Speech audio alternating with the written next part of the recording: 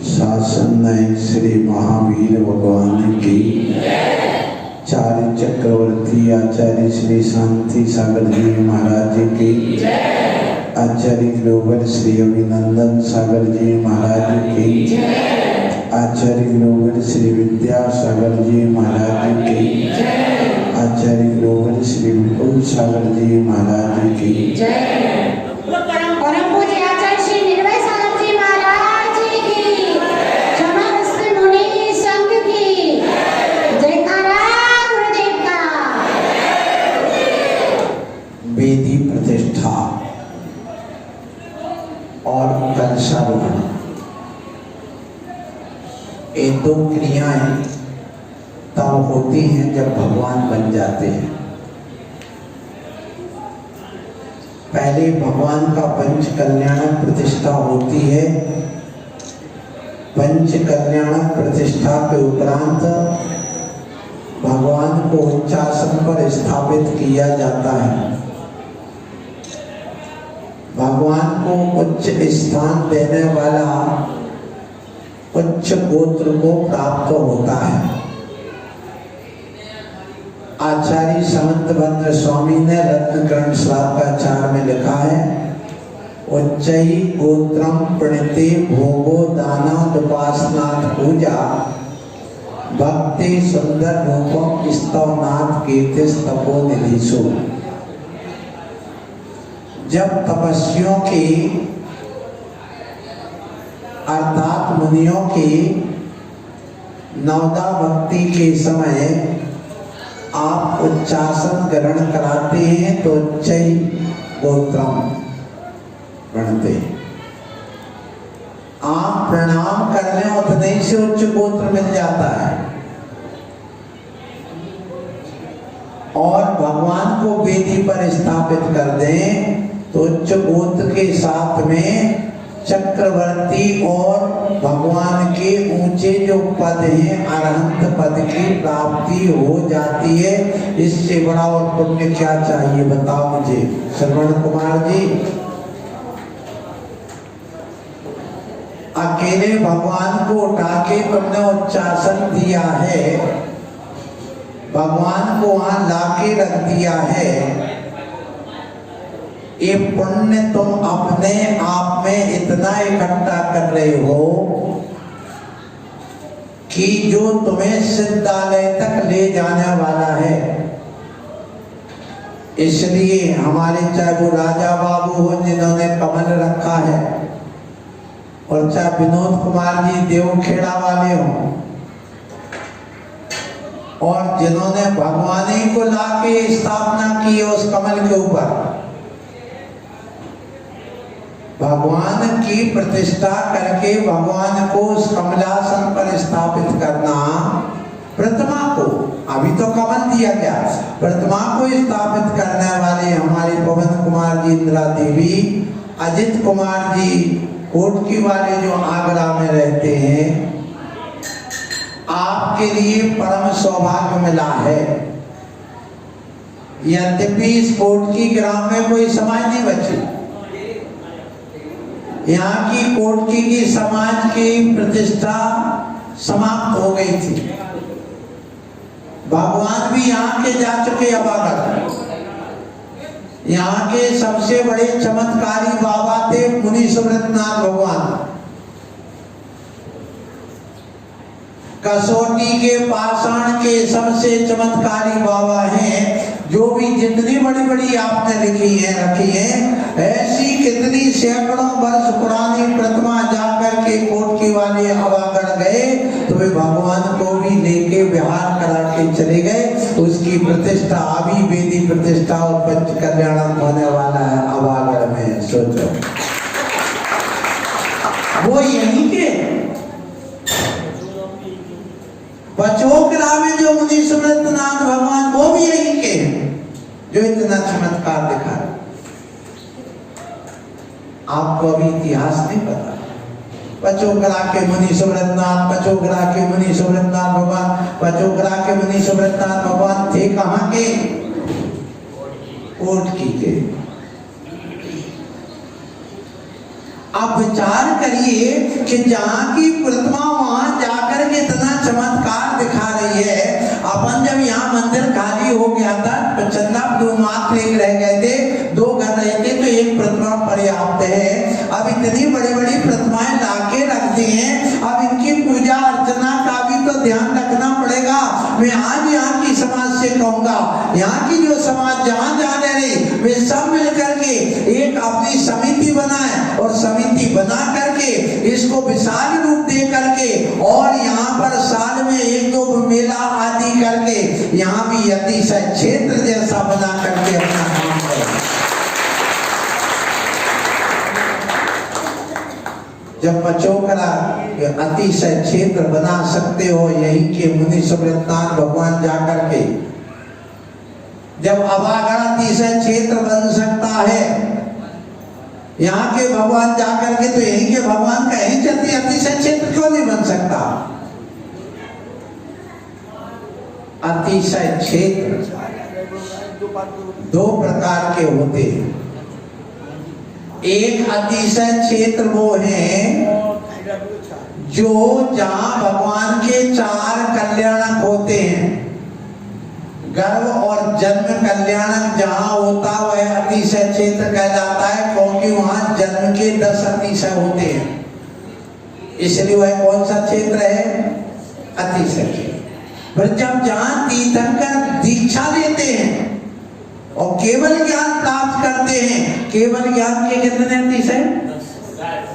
10। और जन्म के और 14 कितने हो गए? 24। अब देखिए, केवल ज्ञान के 10 अतिशय, जहां भगवान को केवल ज्ञान होगा वो भी क्या हो गया? अतिशय क्षेत्र होगा। अब देवों के द्वारा जो 14 अतिशय होते हैं, वे कहीं भी किसी मंदिर में हो जाए वो भी अतिशय क्षेत्र है। ये आगम की भाषा है, ये आगम का है, ये सिद्धांत है। इसलिए कोई भी प्रतिमा देवों ने ला करके फूल की तरह लाके स्थापित करवा दी। देवों के द्वारा, जैसे कि चले जाओ महावीर जी में, वहां प्रतिमा है, चले जाओ तेजारा जी में भूत पिशाच उतर जाते हैं, चले जाओ पदमपुरी में, वहां पर उतर जाते हैं। इसलिए वो सब देवों के द्वारा, वे अपने अवधि ज्ञान से, जो उनके पास अणिमा महिमा लघिमा आदि रिद्धि है, उनके माध्यम से जो चमत्कार अतिशय दिखाते हैं, वो सब अतिशय क्षेत्र कहलाने लग जाते हैं। इसलिए यहाँ पर कोटकी वालों, आप जो यहाँ वेदी प्रतिष्ठा करा रहे हैं, इस प्रतिष्ठा क्षण कि हमारी प्रतिष्ठा बची रहे, हमारी सीट बची रहे, भले वो आतंकवादी हो, भले वो आपका नक्सलवादी हो, कुछ भी हो, हम सबको देने को तैयार। ऐसा नहीं चलेगा। इसका मतलब है कि तुमने अपनी प्रतिष्ठा बचाने के लिए देश की प्रतिष्ठा को दांव पर लगा दिया। ये बंदर मांट इसी में तो हो रहा है। सो आज आपसे कहें कि आप यहाँ जो वेदी प्रतिष्ठा कर रहे हैं, ये वेदी प्रतिष्ठा अपनी समाज की प्रतिष्ठा बचाने के लिए, अपनी स्वयं की प्रतिष्ठा बढ़ाने के लिए और पूज्य से पूजा को पूज्य बनाने के लिए और आपको अपने पुण्य कमाने के लिए ये प्रतिष्ठा की जा रही, अवसर दिया जाता है, एक चांस दिया जा रहा। अवसर का क्या कहलाता? चांस। काय का चांस दिया जा रहा है कि तुम अपने पैसे को पुण्य में कन्वर्ट कर लो, तुम अपनी खोई हुई प्रतिष्ठा को पुनः प्रतिष्ठित कर लो, तुम अपने अनादि काल से जो संसार में भटक रहे हो और इस मनुष्य पर्याय में आए हो, इस मनुष्य पर्याय की प्रतिष्ठा को आप देवों की प्रतिष्ठा में कन्वर्ट कर लो, इसलिए तुम्हें इंद्र की प्रतिष्ठा कर दी गई। भगवान की प्रतिष्ठा करने के पहले अपने आप की प्रतिष्ठा को बचा लेते हैं, हम इंद्र प्रतिष्ठा करा लेते हैं, फिर पंच कल्याणक समिति की प्रतिष्ठा करा देते हैं। समिति बन जाने को प्रतिष्ठा है। यहाँ पर हमें बताए पंचायत कहाँ है, कौन सी प्रतिष्ठा का कौन सा मुखिया है बताओ? अच्छा कोई है क्या? मुझे नहीं लगा कि अभी है, इसलिए 5 पंच मिलकर के इस प्रतिष्ठा को कराएं, इस मंदिर को बचाएं और पूज्य से पूज्य, पूजक से पूज्य बनने के अपना रास्ता प्रशस्त करें। यहाँ पर साधु आए हैं और आकर के आप वे इस मंदिर की जो गरिमा है और बढ़ गई है और ऐसी विशाल प्रतिमाएं आप ला करके रखे हैं। जो आसपास की समाज है वो नियम ले, जैसे कुंडला वाले हैं वे नियम लें कि हम 15 दिन में, 8 दिन में या महीना भर में या 1 साल में यहाँ दर्शन करने आएंगे आएंगे आएंगे। बरहन वाले कोई ज्यादा दूर नहीं है, मात्र 13 किलोमीटर का सवाल है। 1300 मेरा बस 1301 क्या कहा? 1301 एक बोली लग रही थी, कितने की बोली गई?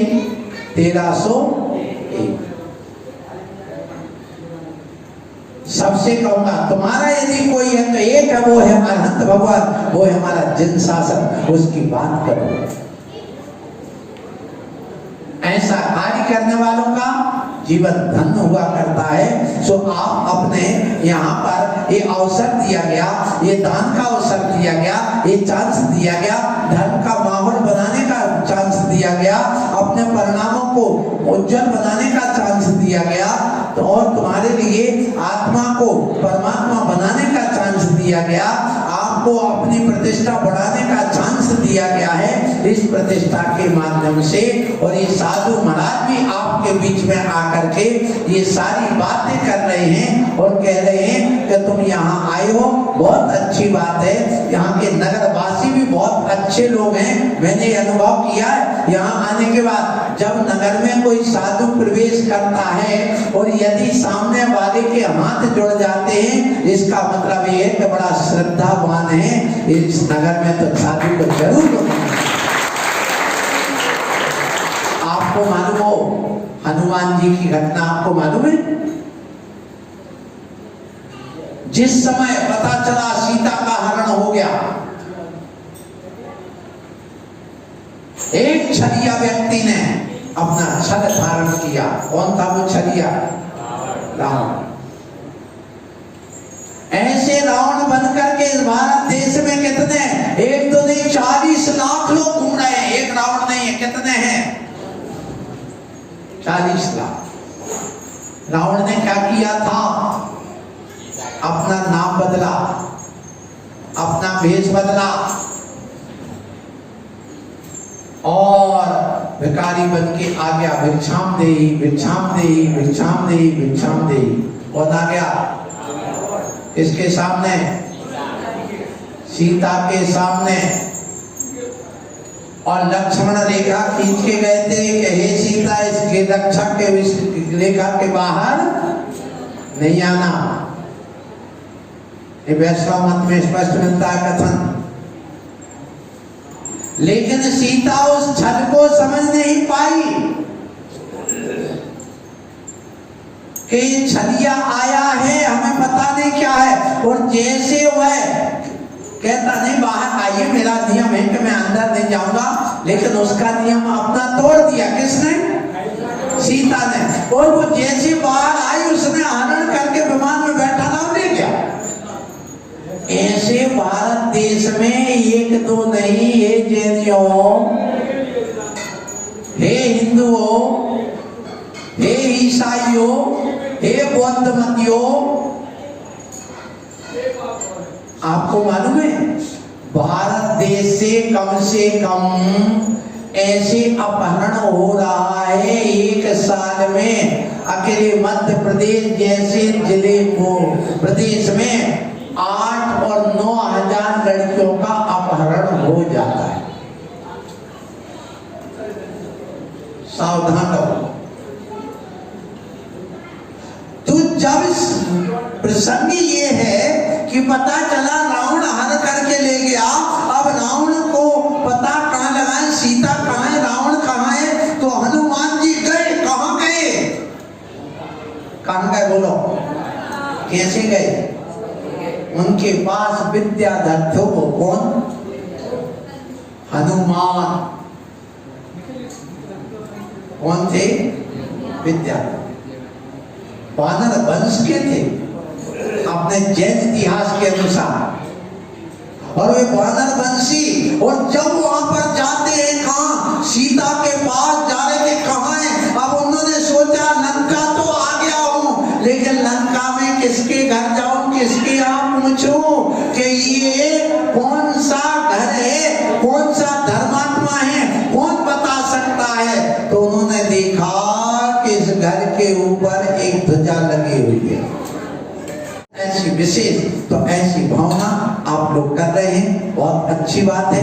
मेरा आशीर्वाद। और मैं अपने गुरु आचार्य अभिनंदन सागर जी जो कि इस दुनिया में अभी नहीं है, उनको नमन करता हूँ। इसके अलावा हम जिन्होंने मुझे आचार्य पद दिया है, ऐसे आचार्य विपुल सागर जी महाराज जो कि अभी बिहार में विराजमान है, उनको नमन करता हूँ। जिन्होंने मुझे मोक्ष मार्ग पर लगाया, ऐसे आचार्य गुरुवर विद्यासागर जी महाराज जो मोक्ष मार्ग प्रदाता है, उनको नमन करके कहता हूँ भगवान आप तीनों अपनी अपनी ऊर्जा यहाँ पर उठकी वालों को, इन भक्तों को, इन जैनियों को दे देना, जिससे कि इनके अंदर वह श्रद्धा, भक्ति, समर्पण आए और एक सुख शांति समृद्धि के साथ साथ अपने मोक्ष मार्ग को आगे बढ़ सके, बढ़ा सके। ऐसी में भगवत आपसे प्रार्थना करता हूँ। और ये 4 पंक्तियों से मैं अपनी वाणी को प्राप्त करता हूँ कि संतों का जीवन ना जीने का सिर्फ बहाना है। संतों का जीवन, हम जीवन काट नहीं रहे, हम कर्म काट रहे हैं। तो कहने का मतलब कि संतों का जीवन ना केवल जीने का बहाना है, संतों का जीवन ना श्वासों का खजाना है। अरे संतों का जीवन तो पूरब दिशा की लाली है। संतों का काम तो केवल सोतों को जगाना है। तो समाज से सोच है उसको जगाते हैं, और इनका काम तो सिर्फ गंदगी को मिटाना है। तो ये संत गंदगी को मिटाने के लिए आते हैं। बोलो महावीर भगवान की जय।